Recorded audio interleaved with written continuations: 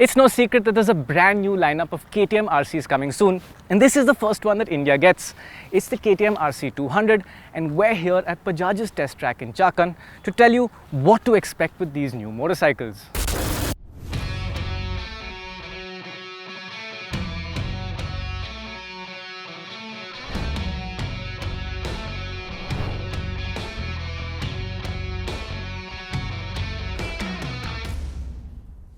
The biggest change is what's staring you right in the face, and that's the new design philosophy. The new RC gets a much larger face, and in typical KTM fashion, it's a unique and rather quirky looking design. Compared with the old RC, the new bike gets a more upright looking stance with a bigger front section and a taller, more rounded windscreen. KTM says that this bike has better aerodynamics than before, and the actual wind protection that we experienced was quite good. The RC 200 now gets a full LED headlamp, while the indicators and LED position lights are now placed alongside the main headlamp. The new fairing uses a wider, layered design that gives the bike a greater sense of presence. The tail section now also looks longer with a completely different rear seat design and a sleeker looking LED brake lamp. In terms of colors, the new RC 200 is available in the black and orange scheme that you see here and a striking combination of orange and grey. As before, the full RC range will share this design, although the smallest RC 125 gets a halogen headlamp in India. Obviously, the big change has happened here in the front, and yes, this is a very different looking design to the old RC, and it's definitely not as sharp and angry looking. However, I can tell you now that this bike looks much nicer in person than the images would have suggested. Is it better than the old bike? I'll leave that to you to decide. Either way, there are some nice new additions in the smaller details. The bike gets new mirrors that are foldable, and both the foot levers also have foldable ends, although the hand levers aren't adjustable. The RC 200 also gets an LCD display that comes straight off the KTM 250 Adventure. Only the new gen RC 390 is expected to get a TFT in India, but this LCD screen on the RC 200 is much larger than before, and it's quite informative and easy to read. We noticed a bit of ghosting on some of the displays at the launch event, but Bajaj says that they're aware of this and that it will be sorted out by the time the production bikes hit the showrooms. No matter what your opinion is about the design, you're almost certainly going to like what KTM has done with the riding position. The foot peg position is more or less the same as before, but the handlebar, the clip-ons are now higher up.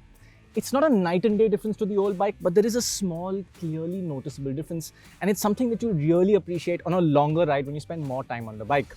For those of you who still want it racy like the old bike, KTM has designed it so that these clip-ons can be lowered by 14.5mm. However, I found that the biggest improvement came in the form of the new seats, which are now flat, better padded, and so much more comfortable than the old RC, especially the rider seat, which was quite a pain on the old bike. The seat height is the same as before, but KTM says that it has slimmed down the front of the seat to make it easier to get your legs down. The next change of significance is in the chassis. Now the main frame is pretty much identical to before. There are no changes to the steering geometry, the wheelbase is about the same, but the difference is that the RC now gets a bolt-on subframe just like the 390 Duke. However, this subframe is unique to the RC family. Perhaps the most relevant change to customers is that the fuel tank now holds 13.7 litres versus the tiny 9.5 litre fuel tank in the old RC. Despite the added weight of that extra fuel, the RC 200 still weighs the same 160 kilos as before, and that's because KTM has managed to shave off over 3 kilos of unsprung weight from areas like the chain sprocket, the new rim-mounted front disc brake, and the wheels themselves. And if you're concerned about those wheels, well, KTM assures us that they're not only lighter but also stronger than the ones that they replace. As for the suspension, the 43mm USD fork gets 10mm more travel, but the rear remains the same.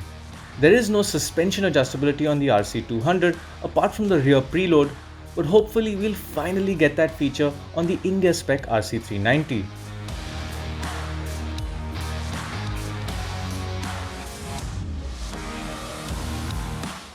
Out on the track, the RC 200 unsurprisingly feels very familiar. This is a motorcycle that loves corners, and it seats you in a position that encourages you to go out there and attack some. It is still a 160 kilo odd machine though, which means that it doesn't feel super light on its feet, but the bike is quite stable.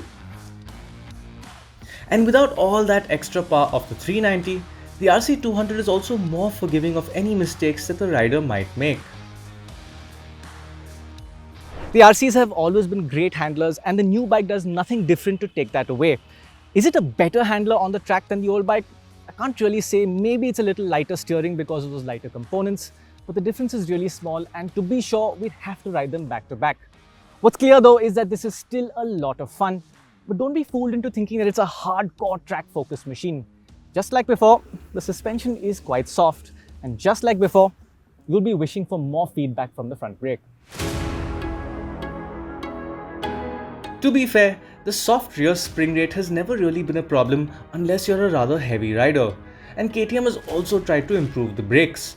With this update, the whole RC range now gets a 320mm front disc, while the old RC used to use a 300mm unit. That's definitely an improvement, but the brakes still don't feel as sharp as we'd like on the track. For most road users, this level of performance will be fine, but if you plan to track the bike, you'll probably want to look out for more aggressive brake pads or an aftermarket master cylinder. The MRF revs tires are another thing that holds this bike back at racetrack pace. Again, they're perfectly good for road speeds, but they don't feel very reassuring when you start to explore the limits of traction. As for the ABS, it's a dual channel system like before, but you now have the option of deactivating the system at the rear wheel.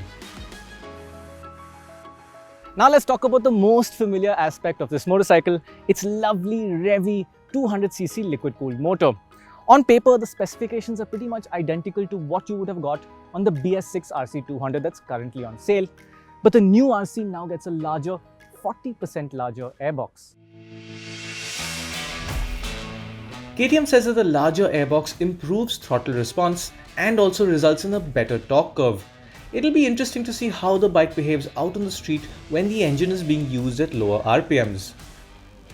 Another thing that should improve in the real world is the heat management, because this bike now gets a larger curved radiator and that should help it to run a little bit cooler. Beyond that, the RC200's motor is very familiar and it continues to run super short gearing that makes it great fun to use, especially on the street.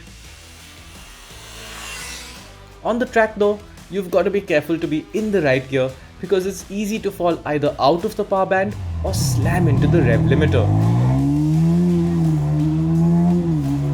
On the long straight at the Chakan test track, we saw a speedo indicated top speed of 142 kph, but this was with some assistance from a very mild downhill.